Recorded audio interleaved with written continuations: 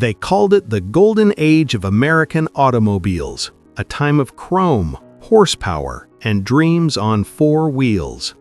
But beneath the glossy ads and proud dealership smiles were machines that turned the open road into a graveyard.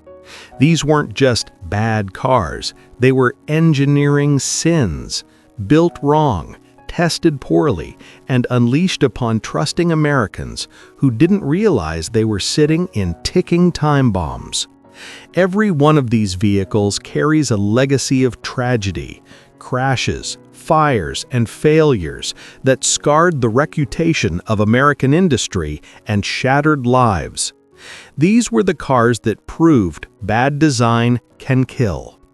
Here are the top 11 American worst cars that got into tragedy, the ones that turned the road into a battlefield.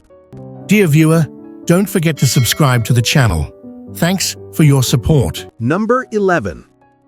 The 1941 Dodge luxury liner is often remembered as a symbol of pre-war American confidence, a stylish, well-proportioned sedan aimed at middle-class families who wanted something more upscale than a Plymouth but less costly than a Chrysler. At first glance, it looked every bit the part. Long, flowing fenders, a stately grille, and a roomy cabin that projected comfort and reliability. Yet beneath that smooth Art Deco exterior lay one of Dodge's most dangerously flawed mechanical designs, a car that, unbeknownst to many, became a silent killer on American roads. The name luxury liner was meant to evoke the comfort and prestige of an ocean liner. However, what Dodge offered was little more than a dressed-up version of its 1939 to 1940 mechanical platform. Chrysler engineers reused much of the outdated suspension and axle hardware, and the braking system was only marginally improved. This cost-saving approach gave the car affordability and speed to market, but left major structural weaknesses unresolved. The result was a car that looked solid but wasn't built to last. The undercarriage, though rugged on paper, relied on steel of questionable quality due to wartime material shortages. Over time, those compromises became deadly. One of the most serious flaws lay in the brake system. The luxury liner used a hydraulic setup that, when new, provided decent stopping power. But Dodge's choice of unprotected steel lines meant they corroded quickly, especially in humid or coastal environments. Without protective coatings or routine dealer maintenance, the lines would rust through and leak fluid, often without warning. By the early 1940s, several small-town newspapers, including reports in the St. Louis Post-Dispatch and Detroit Free Press, carried stories of fatal crashes where brakes gave way suddenly. Mechanics of the era frequently warned drivers about fluid leaks, but Dodge issued no formal recall. The company quietly replaced many of the lines on later production runs, but for many owners, the damage had already been done. Equally alarming was the problem with the rear axle assembly. Dodge had modified its pre-war differential design for better ride comfort, but the cast steel used for the axle shafts was brittle and prone to microfracturing under stress. On uneven or gravel roads, common in 1940s America, these fractures could grow unnoticed until the axle snapped outright. When that happened, the results were catastrophic. The rear wheel could detach at cruising speeds, causing the car to veer violently off the road. Period police reports and automotive journals, such as Motor Age and Automotive Industries, documented multiple accidents tied to axle fracture at high velocity. Many of these incidents resulted in rollovers, often fatal. In fairness to Dodge, the concept of automotive safety engineering barely existed in 1941. Cars were judged on performance, comfort, and looks, not on crash survivability. The luxury liner fell squarely into this cultural blind spot. Its heavy steel body gave owners a false sense of security, masking the fact that its chassis and components couldn't handle the stress of emergency maneuvers or modern highway speeds that were starting to appear after the war. By the time production ended in 1942, due to the war, Dodge had quietly improved its metallurgy and brake materials, but for many early buyers, the damage was irreversible. The 1941 luxury liner became a cautionary tale of marketing over engineering, a car that promised luxury but delivered hidden peril. In retrospect, the Dodge luxury liner embodies the broader truth about pre-war American cars. Beauty, comfort, and power were easy to sell, but safety was the one thing automakers consistently ignored. The car's brittle axles and corroding brakes stand today as grim reminders of how fragile that illusion of luxury really was. The 1941 Dodge luxury liner was not just a car, it was a warning wrapped in chrome. Its deadly mechanical shortcuts revealed the limits of style-driven engineering, and its tragic record helped push the industry, decades later, toward the idea that safety could no longer be an afterthought. Number 10. The 1947 Ford Super Deluxe Tudor is often celebrated for its nostalgic appeal, a handsome, rounded sedan that represented America's return to civilian life after the war. But beneath that patriotic image lies a much darker truth. Ford's eagerness to capitalize on pent-up consumer demand led to rushed production, recycled pre-war engineering, and dangerously unreliable braking systems. The result was a car that looked like a triumph of post-war optimism, yet became a quiet contributor to some of the era's most tragic road accidents. When World War II ended in 1945, American automakers were desperate to get back to business. Millions of Americans had deferred car purchases during the war, creating an unprecedented wave of demand. Ford, eager to dominate the returning civilian market, dusted off its pre-war 1942 blueprints and quickly put the Super Deluxe Series back into production with minimal mechanical changes. The 1947 Ford Super Deluxe Tudor, a two-door sedan, was advertised as a refined, reliable car for the modern family.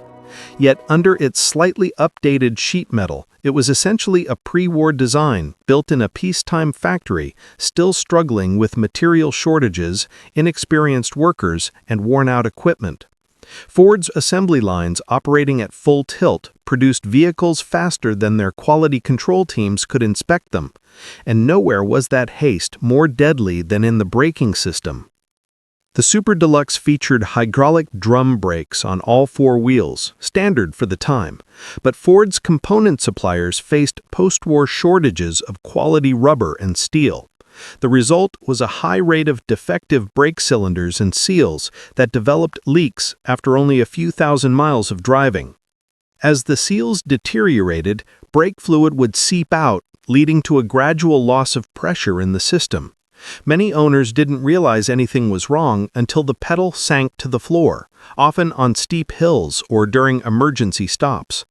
Contemporary reports from Popular Mechanics, 1947, and regional newspapers, including the Pittsburgh Press and the Chicago Tribune, documented multiple accidents tied to sudden brake loss in Ford's post-war sedans.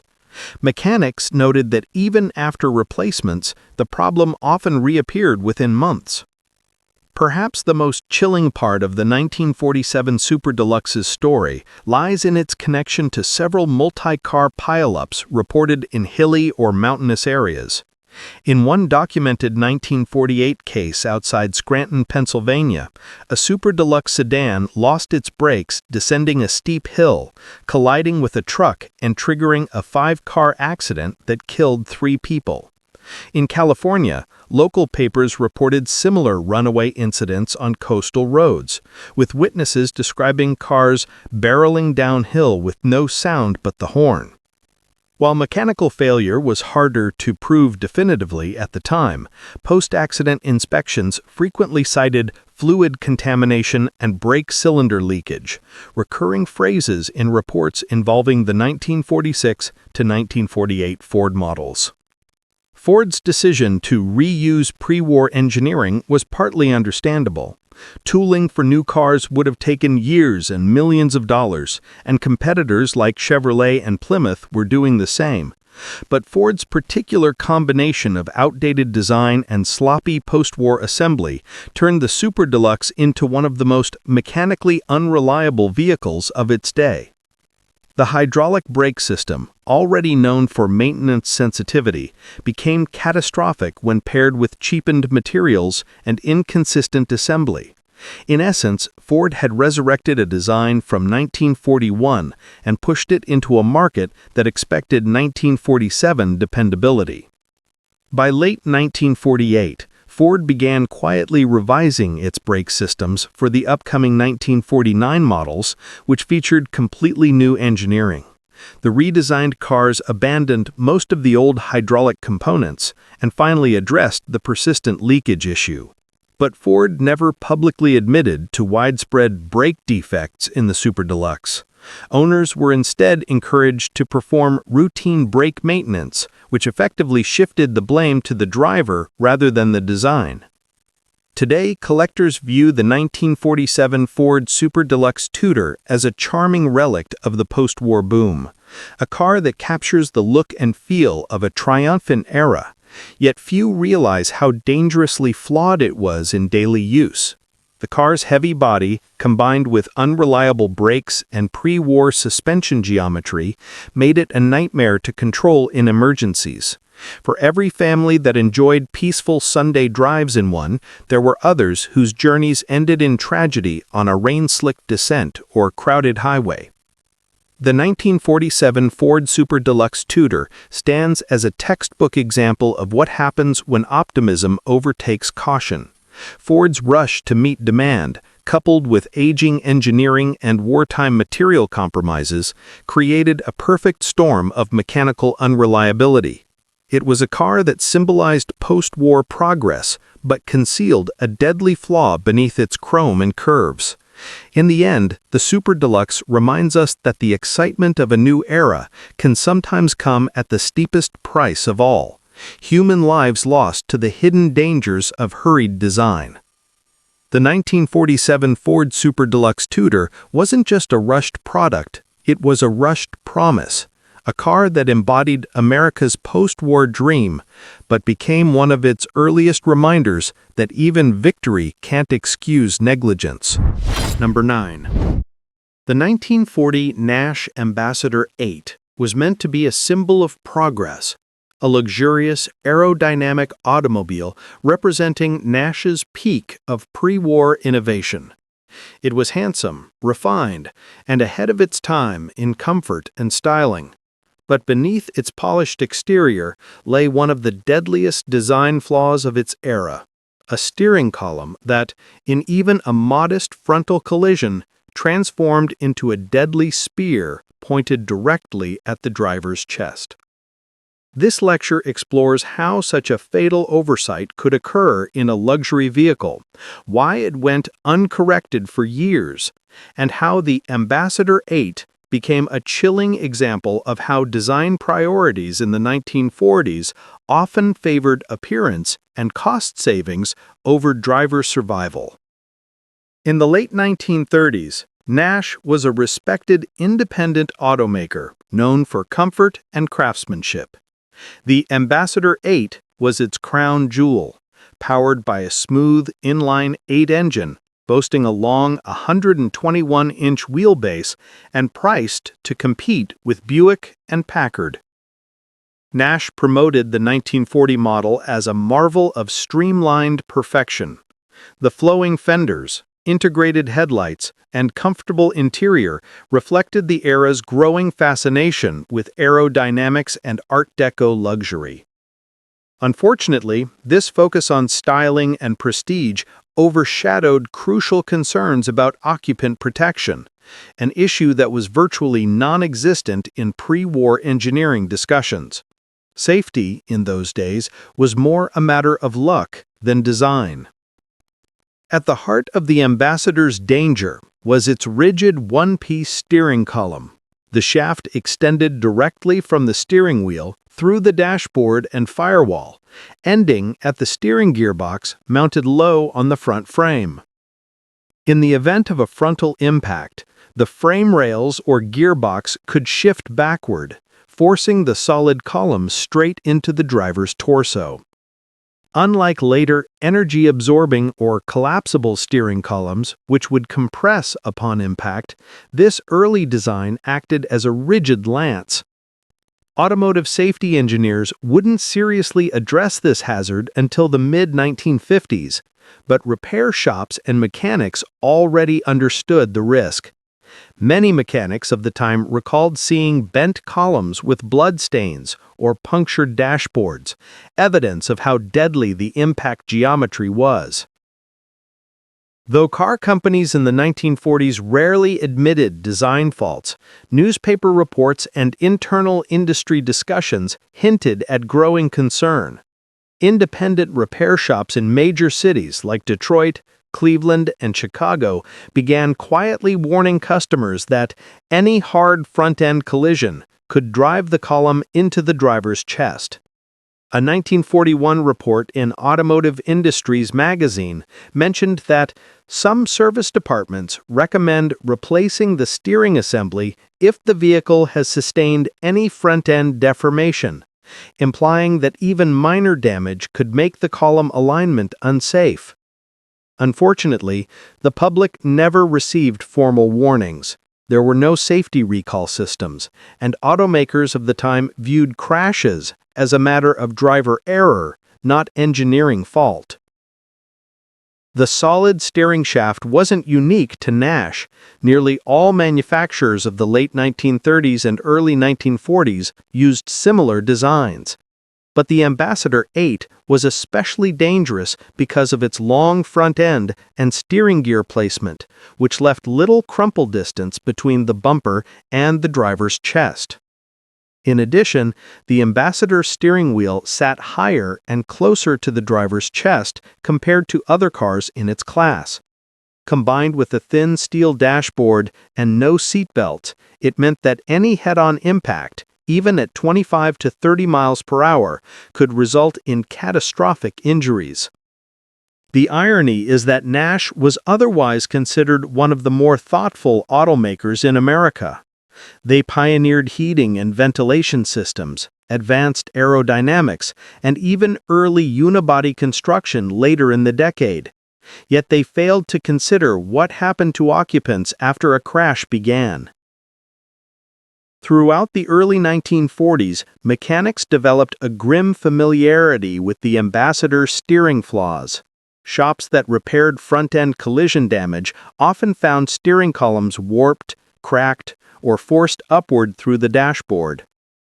Anecdotes spread of drivers being found with fatal chest wounds caused not by the collision itself, but by the steering shaft. Some mechanics began welding reinforcements or adjusting the gearbox mounts in an attempt to make the column angle less direct, but these were patchwork solutions at best. By 1942, when car production halted for World War II, Nash and other manufacturers were already aware of such hazards, but chose not to address them until after the war, and by then, engineering trends had moved toward different chassis and steering designs altogether. The 1940 Ambassador 8's deadly steering flaw was part of a broader pattern that haunted American cars for decades. It wasn't until 1967, with federal safety mandates, that collapsible steering columns became standard equipment. For nearly 30 years, similar hazards existed in vehicles across the industry. The tragic part is that these dangers were known by the people closest to the machines, the mechanics, repairmen, and local dealers, long before regulators took notice. The 1940 Nash Ambassador 8 simply became one of the first luxury models to embody that failure of responsibility. Today, collectors admire the 1940 Ambassador 8 for its elegant lines, silky inline 8, and pre-war craftsmanship. But in historical terms, it stands as a dark reminder of a time when luxury and safety were considered mutually exclusive. Nash was a company of vision, yet its 1940 flagship highlights the ignorance that pervaded the entire auto industry before crash safety science existed. The ambassador's beautiful design became a weapon in disguise, a lesson in how easily prestige can blind an industry to human cost. In the end, this Nash didn't just carry passengers, it carried the consequences of a complacent era, one that valued mechanical pride over human protection. Only decades later would the industry finally learn what repair shops in 1940 already knew, that a beautiful car means nothing if it can kill you in a crash. Number 8. The 1948 Chrysler Windsor was marketed as a triumph of post-war American engineering, a comfortable, refined sedan for families seeking a touch of luxury in a recovering economy. Chrysler's advertising proudly proclaimed smoothness beyond compare, referring to its innovative fluid drive transmission system. Yet behind that promise of effortless motoring lurked a dangerous flaw. The very mechanism that made driving smoother also made the car unpredictably stall in the worst possible places, including busy intersections and railroad crossings. This lecture examines how one of Chrysler's most prestigious innovations became a mechanical liability, the accidents it caused, and the corporate silence that followed. In 1948, Chrysler stood tall among the Big Three, known for producing robust, well-built cars. The Windsor occupied the mid-range of Chrysler's lineup, positioned between the affordable Plymouth and the luxurious New Yorker. Post-war America was booming, and buyers wanted comfort, not complexity. Chrysler's engineers believed their semi-automatic fluid drive transmission offered both. It promised clutchless operation, a modern alternative to traditional manuals, and the convenience of an automatic before true automatics became mainstream. But in the rush to innovate and dominate the post-war market, Chrysler released a system that looked brilliant on paper, yet proved dangerously unreliable in real life. To understand the problem, it's important to grasp what fluid drive actually was. Unlike a true automatic transmission, the fluid drive used a fluid coupling between the engine and clutch. This device replaced the solid mechanical connection with a chamber of oil that transmitted torque via hydraulic pressure. The result: smoother takeoffs, fewer stalls during gear shifts, and less clutch wear. However, drivers still had to shift manually. The system simply made gear engagement less jerky. The issue was that this coupling depended on maintaining steady hydraulic pressure and proper fluid temperature. When either condition failed, the connection between engine and transmission could suddenly slip, cutting power to the wheels. And that's where tragedy entered the picture. Owners of the 1948 Chrysler Windsor soon discovered a terrifying quirk. The fluid drive could stall unexpectedly while the car was in gear. If the transmission fluid became overheated, leaked, or aerated, the coupling would fail to maintain torque transfer. The engine would keep running, but power to the drive wheels would vanish, as if someone had instantly thrown the car into neutral. In normal traffic, this was merely embarrassing, but in intersections or at railroad crossings, it could be deadly. Drivers would press the gas pedal only to find the car unresponsive. Without enough time to restart or re-engage, vehicles sometimes stalled on train tracks or mid-turns, resulting in collisions. Throughout 1948 and 1949, regional newspapers in the Midwest and Northeast documented multiple accidents linked to fluid drive failures. Detroit Free Press, May 1949, reported a Chrysler Windsor that lost forward motion at a four-way crossing, struck broadside by a delivery truck. Omaha World Herald, October 1948, described a fatal crash where the driver's family claimed the car simply stopped responding while crossing railroad crossings. Mechanics Journal, 1950 issue, warned mechanics journals about fluid drive stalling under low fluid conditions, advising owners to check the system weekly, not monthly. These failures were often blamed on driver neglect, but internal service bulletins suggest Chrysler knew of recurring stalling issues. Dealers were quietly instructed to inspect seals and couplings for leaks, a tacit acknowledgement that the problem was systemic, not isolated.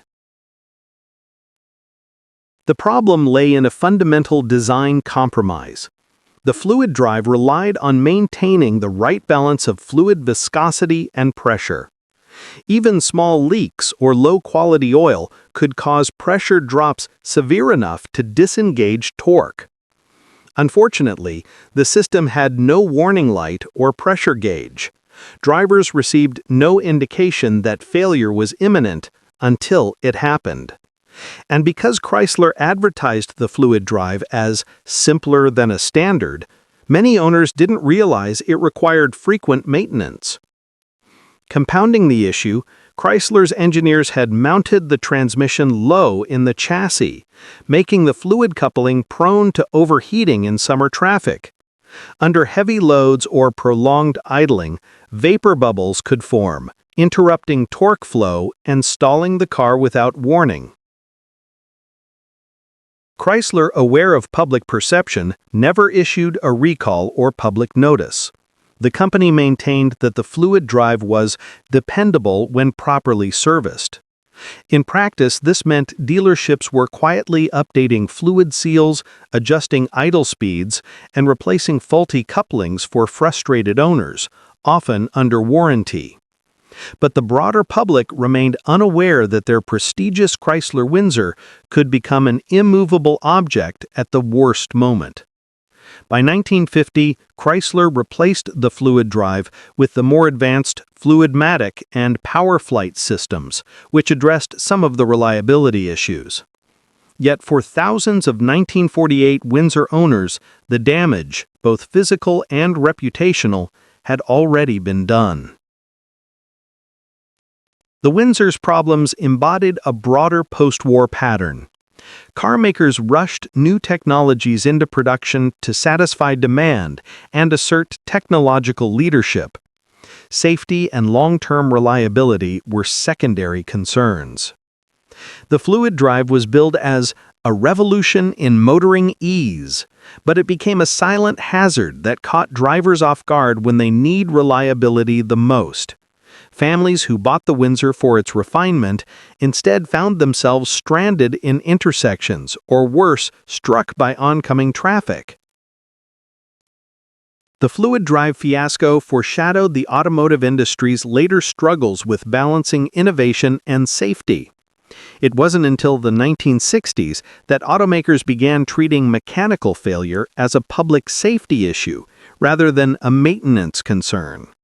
The Windsor's failures also show how luxury branding can obscure danger. Buyers trusted Chrysler's reputation for engineering excellence, assuming advanced meant safe. In reality, the system's complexity created new forms of risk that drivers weren't equipped to manage. The 1948 Chrysler Windsor stands as both a marvel and a warning. Its fluid drive transmission represented progress, smoother, quieter motoring, but it also introduced a deadly unpredictability that cost lives. The car's legacy reminds us that innovation without reliability is a dangerous illusion. Chrysler's pursuit of technological prestige blinded it to the practical dangers of its design, turning a symbol of post-war luxury into a silent killer on American roads. The fluid drive was supposed to free the driver, but for too many, it trapped them in moments of terror when the car simply refused to move. Number 7. The 1948 DeSoto Custom was Chrysler's attempt to reassert its pre-war reputation for quality and prestige. After the war, Americans were eager for new cars, and DeSoto, a mid-tier Chrysler division, was marketed as a refined, luxurious choice for the modern family. With its broad grille, smooth body lines, and roomy interior, it looked like a car that belonged to the upper class. But beneath that heavy steel glamour lurked one of the most dangerous engineering missteps of the late 1940s: brakes that simply weren't up to the job. Body weight versus brake system, a fatal mismatch.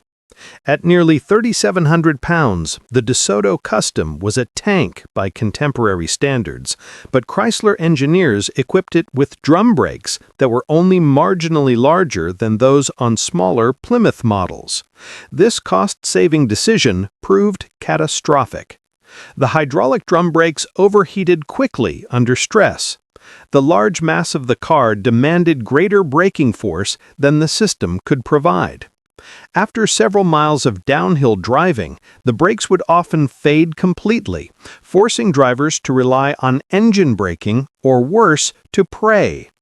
When fully loaded with passengers and luggage, the DeSoto's stopping distance could exceed 250 feet at just 60 miles per hour, a terrifying figure for the era. Highway dangers and reported accidents. Contemporary reports from mechanics and local police departments revealed a pattern of runaway crashes and fatal pileups involving the DeSoto Custom. Many incidents occurred on rural highways or descending mountain roads, where the brakes would overheat and fail to engage. In one particularly grim 1949 case reported in the Evening Star, Washington, D.C., a DeSoto carrying 5 passengers failed to stop at a red light and collided with a streetcar, killing 2 and injuring the rest. Investigators concluded the car's brakes were completely vapor-locked due to overheating, a term that would become tragically common for DeSoto owners. Mechanical analysis. Why it failed.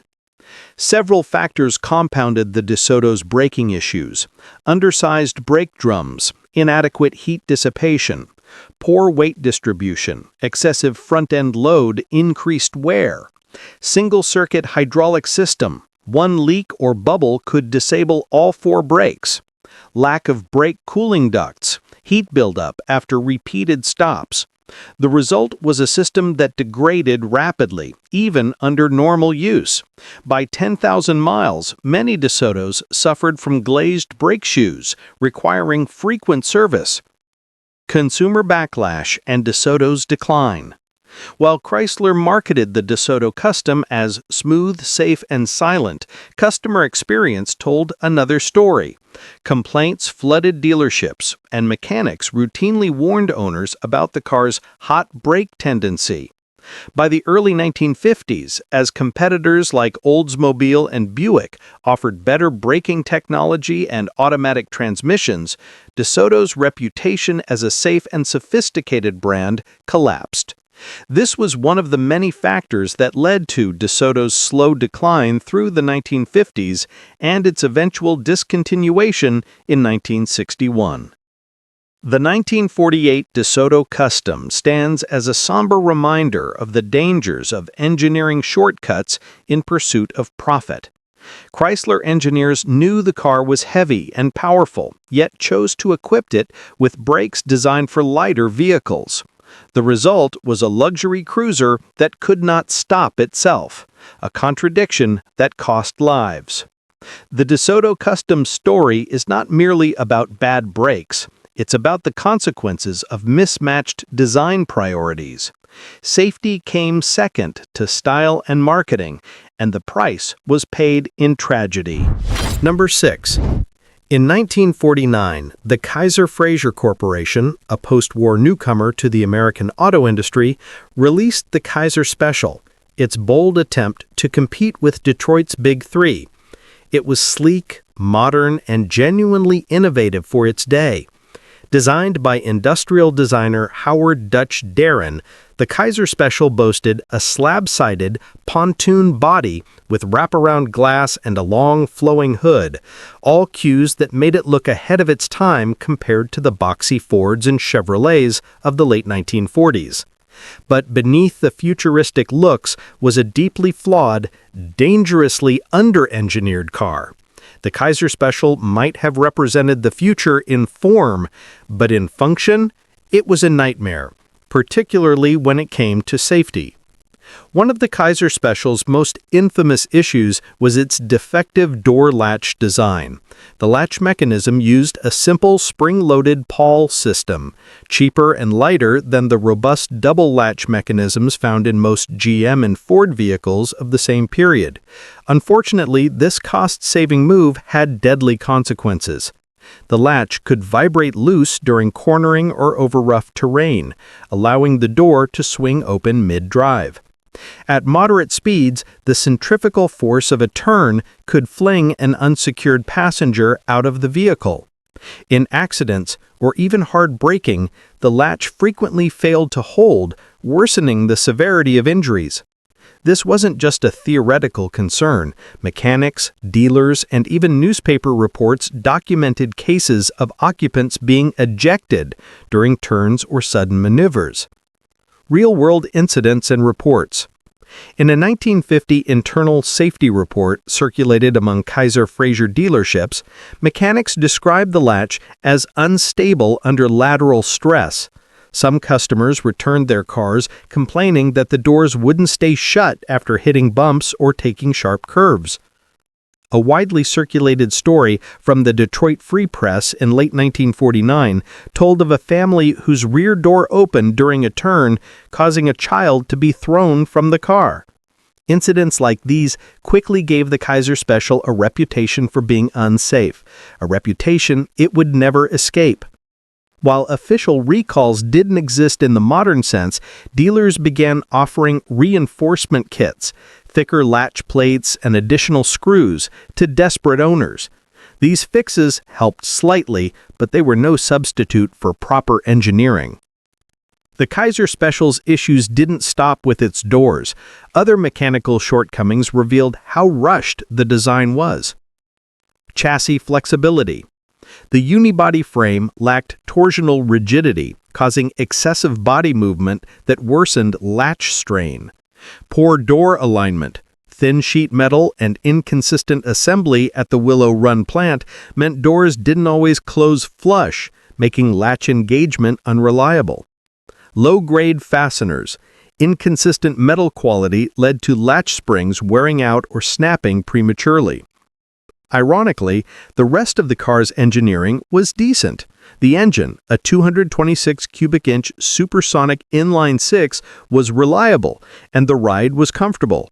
But none of that mattered when people were being thrown out of moving cars. Marketing versus reality. Kaiser Frazer's marketing boasted that the 1949 Kaiser Special offered safety through modern design. Advertisements featured families confidently smiling beside their new cars, emphasizing the wide cabin and smooth lines. The company tried to project the image of a new, progressive American automaker ready to challenge Detroit's dominance. But the public soon realized that the futuristic design was only skin deep. Owners nicknamed it the suicide sedan, and mechanics joked that the best safety feature was holding on to the door handle. Kaiser's credibility, once boosted by post-war optimism, crumbled fast. Impact on the Kaiser Frazer brand. The door latch issue, combined with poor handling and underwhelming performance, tarnished Kaiser's image permanently. While later models like the 1951 Kaiser Deluxe corrected some problems, the damage was done. By 1955, Kaiser Frazer stopped building cars in the U.S. altogether, a victim of overambition, underfunding, and safety failures. The 1949 Kaiser Special became a cautionary tale in American automotive history, a car that looked like the future, but drove like the past and endangered those inside it. The 1949 Kaiser Special reminds us that innovation without testing is a recipe for disaster. In their rush to appear modern and competitive, Kaiser Frazier's engineers ignored the most basic principle of automotive safety: keeping passengers inside the car. What could have been a revolutionary family sedan instead became a symbol of dangerous design, mechanical shortcuts, and tragic oversight. The Kaiser Special's door latch problem wasn't just a minor flaw, it was an engineering sin that helped sink an ambitious new automaker. In short, the Kaiser Special taught the industry that a car's beauty means nothing if it can't even hold its doors shut. Number 5. The 1946 Chevrolet Stylemaster was among the first truly post-war American cars, hitting showrooms as soon as factories returned to civilian production. With millions of Americans eager to buy new cars after years of wartime rationing, Chevrolet rushed to meet demand. On paper, the Stylemaster promised modern styling, reliable performance, and affordability. Its new post-war body design featured a smoother, wider silhouette compared to the pre-war 1941 to 1942 Chevrolets. It was positioned as a mass-market vehicle, a car for everyday families, not the wealthy. But under the fresh paint and chrome lay a series of mechanical compromises that turned the Stylemaster into a vehicle that could suddenly become a death trap on ordinary roads. One of the most dangerous flaws of the Stylemaster was its steering gearbox. Many cars used a recirculating ball steering system, a proven design, but Chevrolet's early post-war production suffered from poorly machined gears in the gearbox, insufficient lubrication during assembly, material inconsistencies due to wartime steel shortages. The result? Steering that could lock up mid-turn, especially when the car was cornering at even moderate speeds. Drivers would suddenly lose control, often sending the car off the road or into oncoming traffic. Mechanics of the era frequently warned owners to check the steering monthly. Newspaper reports from 1947 in cities like Chicago and Detroit described crashes where the steering froze solid, leaving drivers helpless in the middle of intersections or while navigating curves. The Stylemaster's front suspension was another weak point. Chevrolet retained a pre-war independent front suspension with kingpins and leaf springs, but rushed production and post-war steel shortages led to inconsistent assembly. Consequences: front spindles, or control arms, breaking under load. Wheel misalignment severe enough to make the car unpredictable at highway speeds. Sudden collapses when hitting potholes or uneven terrain, often resulting in the car swerving uncontrollably. Combined with the steering issues, this made the Stylemaster extremely difficult to control under stress, turning minor bumps or turns into potentially fatal hazards. Chevrolet designed the Stylemaster to be affordable. In 1946, a base model cost roughly $1,200, which made it accessible to millions of post-war buyers. But the low price came at a cost. Minimal quality control on early assembly lines, use of thinner, less durable steel in structural components, compromised mechanical tolerances that were acceptable in pre-war cars but deadly at post-war highway speeds. The rush to sell cars faster than they could be safely tested meant that many vehicles left the factory with latent defects that could manifest within months of normal use. Reports from the late 1940s linked multiple accidents to Stylemaster steering and suspension failures. In Cleveland, Ohio, a 1946 Stylemaster's front suspension failed while descending a hill, sending the vehicle into a ditch and killing 2 passengers. In Pittsburgh, Pennsylvania, a Chevrolet steering seizure led to a head-on collision with a delivery truck. Mechanics frequently documented recurring failures in shop bulletins, noting unexpected loss of control as a hallmark of early post-war Chevrolets. The pattern was clear. The Stylemaster's combination of rushed assembly, low-quality parts, and post-war material shortages made it a high-risk vehicle for everyday driving. The Stylemaster's flaws were not unique to Chevrolet. Post-war automakers across the United States faced material shortages, forcing compromises in steel and rubber quality, inexperienced labor as wartime workers returned or new workers were trained rapidly, rushed production driven by massive pent-up demand. But the Stylemaster stood out for the sheer severity of its steering and suspension issues, which turned what should have been a reliable, affordable car into a death trap in disguise. The 1946 Chevrolet Stylemaster highlights a key post-war lesson. Speed to market without adequate testing can be lethal. While consumers wanted new cars and automakers wanted profits, safety often fell to the wayside. Steering failures and suspension collapses were predictable mechanical issues that could have been mitigated with better quality control and stronger materials. Chevrolet's focus on affordability and rapid delivery made the Stylemaster a symbol of post-war engineering compromise, demonstrating that low cost and high safety rarely coexist without careful design. Collectors today admire the Stylemaster for its classic 1940s styling, but the car's history as a vehicle prone to sudden mechanical failure is an essential cautionary tale for automotive engineers and enthusiasts alike. The 1946 Chevrolet Stylemaster was a car of contradictions, beautiful and affordable, yet dangerously flawed beneath the surface.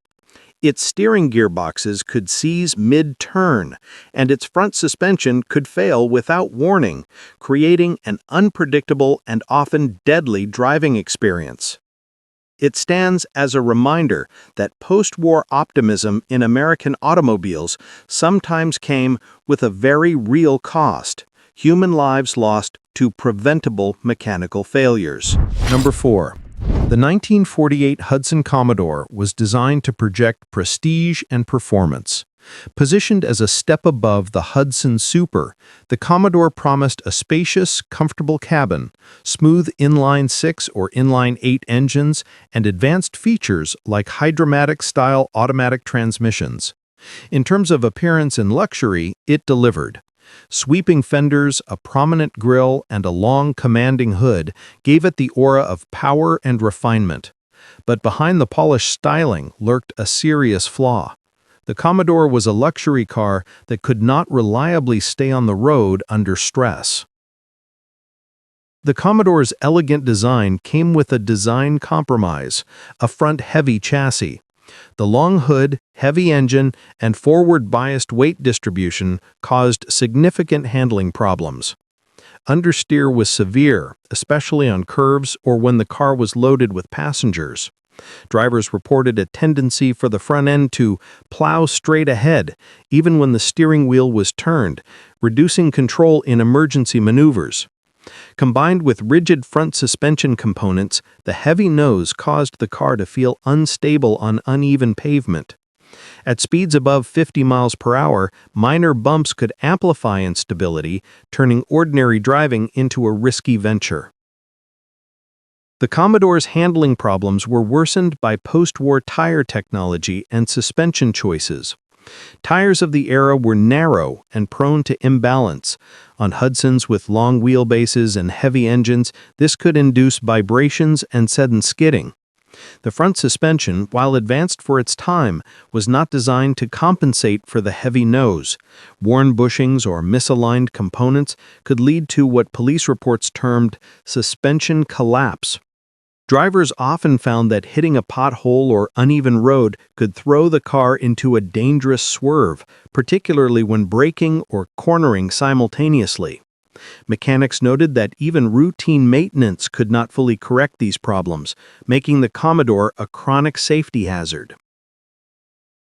Police and highway reports from 1948 to 1949 frequently mention Hudson Commodores in multi-car collisions or single-vehicle crashes where loss of control was cited. In New Jersey, a Commodore's front suspension failed mid-turn, sending it across lanes and colliding with another vehicle, resulting in 2 fatalities. Ohio Highway Patrol reports listed multiple instances of suspension collapse at moderate speeds, especially on hilly or uneven surfaces. Local newspapers highlighted how drivers described the car as floaty or unpredictable, particularly when loaded with passengers, a major liability for a car marketed as a luxury cruiser. The 1948 Hudson Commodore's issues stemmed from several interrelated factors. Front heavy weight distribution. Engines were mounted long and low in the chassis, creating significant nosedive tendencies under braking or cornering. Rigid suspension geometry, while providing smooth straight-line ride, lacked the flexibility to absorb road irregularities, transmitting jolts directly to the wheels. Underpowered brakes relative to mass, while not always catastrophic, heavy braking combined with the unstable front end increased risk of skidding and suspension stress.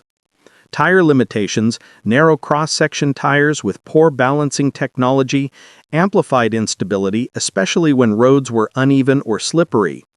The combination made the car exceptionally sensitive to minor driver errors, creating fatal outcomes from scenarios that would be manageable in competitors like the Buick Super or Cadillac Series 62. Hudson promoted the Commodore as a luxury family cruiser, emphasizing comfort, smoothness, and stylish design. Advertising promised ease of handling and confident control, yet owners quickly discovered that the car's beauty came with hidden dangers. Unlike today, there were no federal mandates for crash testing, stability testing, or safety disclosures. The Commodore's flaws were a private matter, largely mitigated only through careful driving or regular mechanical inspection, measures few owners fully understood at the time.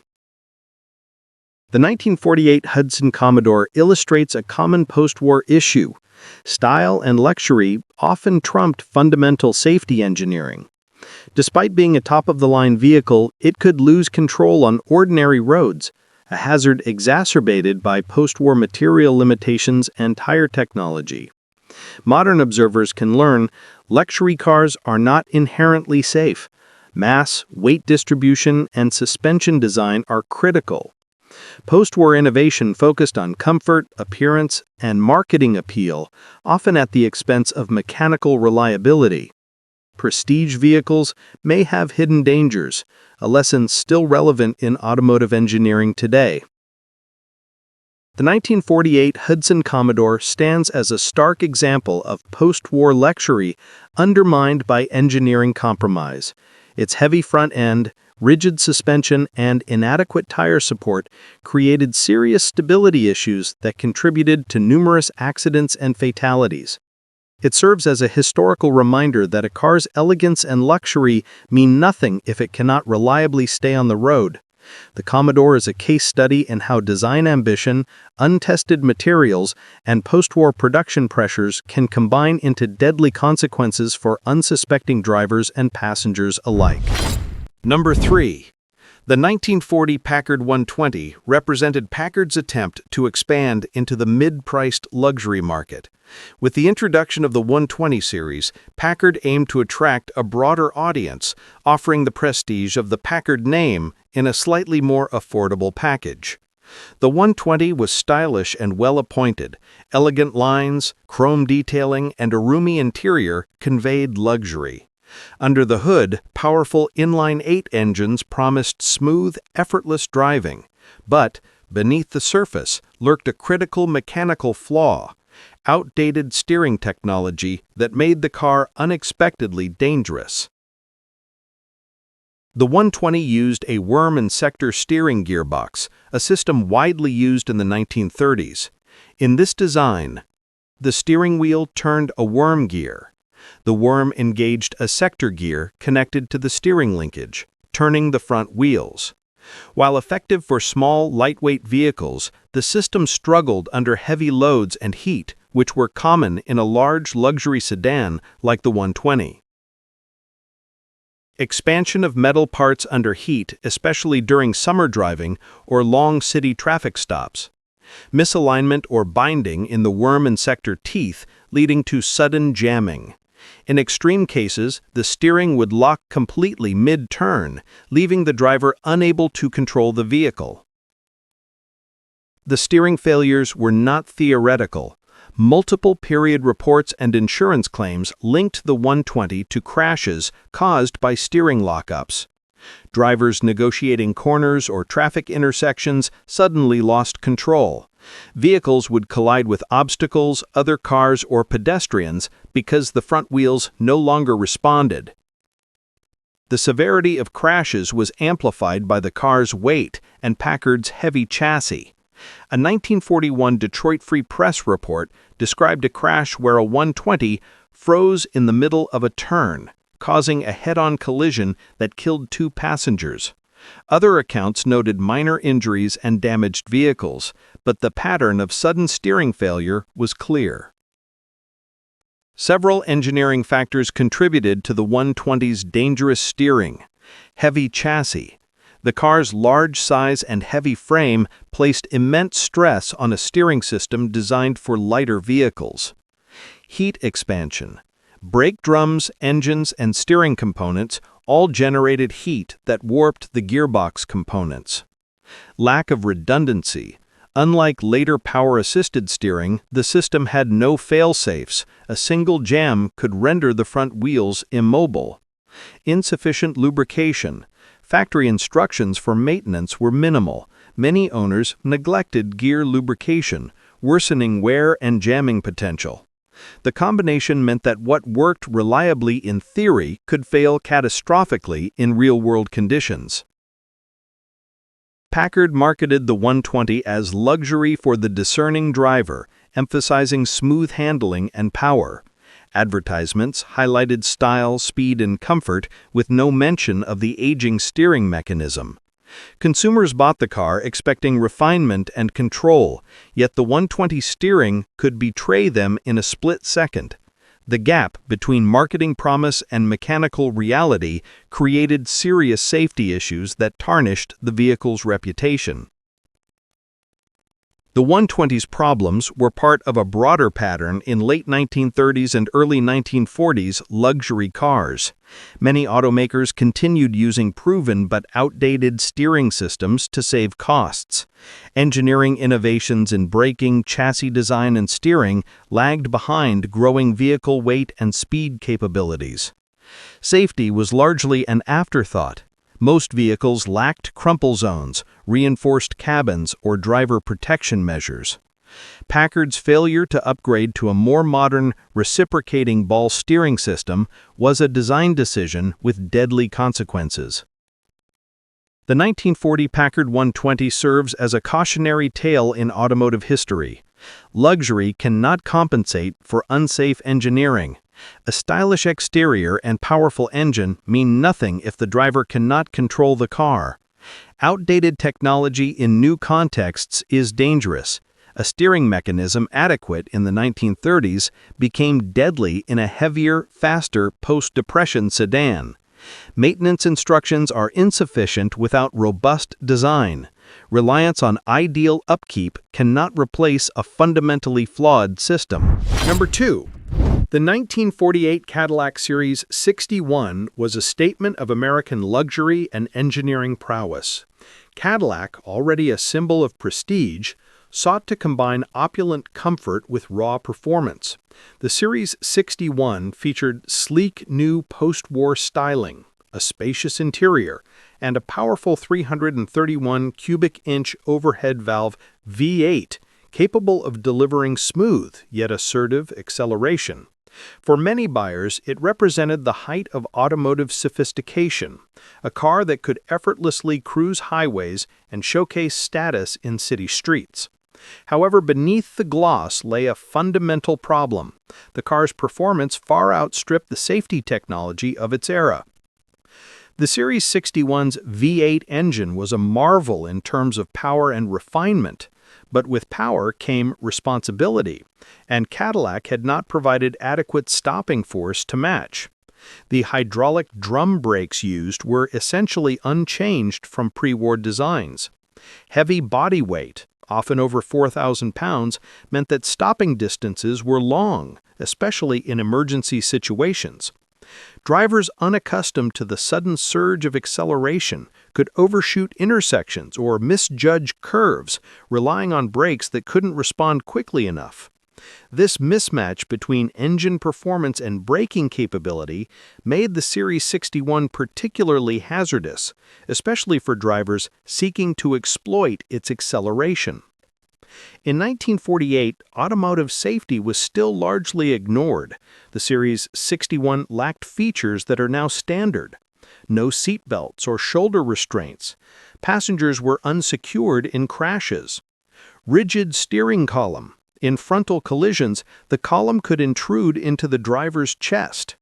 No crumple zones or reinforced passenger cabin. Collisions transferred forces directly to occupants.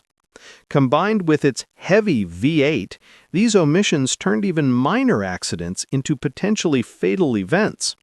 Studies and anecdotal reports show that driver error or brake misjudgment frequently had catastrophic consequences. The Cadillac Series 61 had a long wheelbase and wide track, which offered this smooth ride, but introduced handling quirks. Front heavyweight distribution caused understeer during high-speed cornering. Soft suspension made sudden maneuvers less predictable, leading to vehicle roll or loss of control. Primitive tires of the era could not maintain grip under rapid acceleration or braking, exacerbating the problem. Drivers experienced a combination of sudden acceleration, heavy mass, and imprecise steering, a recipe for high-speed incidents. Post-war insurance and police reports frequently cited Cadillac Series 61s in accidents where loss of control was the primary cause. Several highway collisions in 1949 involved drivers accelerating out of intersections and failing to stop in time, often colliding with slower vehicles. Urban accidents were common as drivers misjudged braking distances while trying to test the car's V8 performance. The combination of heavy steel construction and lack of restraints meant that passengers were frequently ejected or crushed during collisions. The Series 61 became notorious as a car that looked safe and comfortable, but punished driver overconfidence brutally. The hazards of the 1948 Cadillac Series 61 were the result of multiple factors. High power-to-brake ratio. Acceleration far outpaced stopping capability. Rigid chassis. No energy absorption in collisions, increasing injury severity. Primitive safety engineering. Standard practices neglected occupant protection entirely. Post-war tire and road limitations. Roads were uneven and tires had minimal grip, compounding control issues. This mismatch between power, weight, and braking was typical of the era, but particularly acute in Cadillac's flagship series. The Series 61 illustrates a recurring theme in early post-war luxury cars. Performance without safety is dangerous. Powerful engines can be deadly without appropriate braking, steering, and restraint systems. Luxury does not equal protection. The car's smooth ride and aesthetic refinement masked underlying hazards. Driver skill alone cannot compensate for mechanical limitations. Many fatalities occurred even among experienced drivers.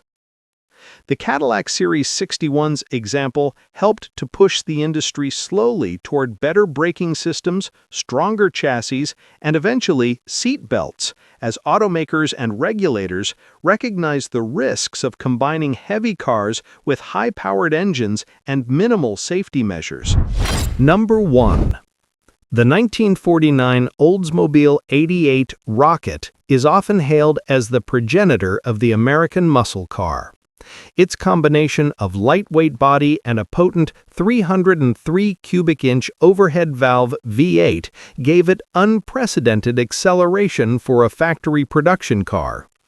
Oldsmobile marketed the Rocket 88 as a performance marvel, fast, stylish, and exciting, appealing to post-war drivers eager for speed. But while enthusiasts celebrated its power, few considered the engineering limits of contemporary safety technology, creating a car that could turn exhilaration into disaster in an instant. The Rocket 88's V8 produced around 135 horsepower, far more than the typical sedan of the era, which often featured inline-six engines producing 90 to 100 HP. This created a dangerous mismatch between speed and control. Drum brakes, standard at the time, were not designed to handle the kinetic energy generated by a 3,200-pound vehicle accelerating rapidly. Bias-ply tires had limited grip and poor heat tolerance, making high-speed cornering precarious. Emergency braking at highway speeds could cause wheel lockup, skidding, or tire blowouts. The result: drivers who tried to exploit the car's performance could suddenly find themselves unable to stop or control the vehicle. Police and insurance reports from 1949-1950 revealed a pattern. Cars traveling over 80 miles per hour frequently became uncontrollable. Front heavy weight distribution, combined with a short wheelbase relative to engine power, led to severe understeer during curves. Minor road imperfections could induce sudden swerving or fishtailing. One report described a Rocket 88 losing control on a suburban road, colliding with a utility pole. The driver survived, but the car was demolished. Similar accidents across the Midwest were linked directly to excessive speed and inadequate handling systems. The Rocket 88 illustrates a recurring problem in early American performance cars: power-first design. Engineers focused on engine performance while neglecting braking, tires, and suspension. Lack of driver protection. No seatbelts, rigid steering column, and unreinforced cabins meant that minor accidents could be fatal. Post-war road conditions. Streets were often uneven, pothole-ridden, or poorly paved, exacerbating handling problems at high speed. This combination turned a car designed for thrill into a vehicle that could unexpectedly kill both drivers and passengers. Despite its dangers, the Rocket 88 captured the imagination of young Americans.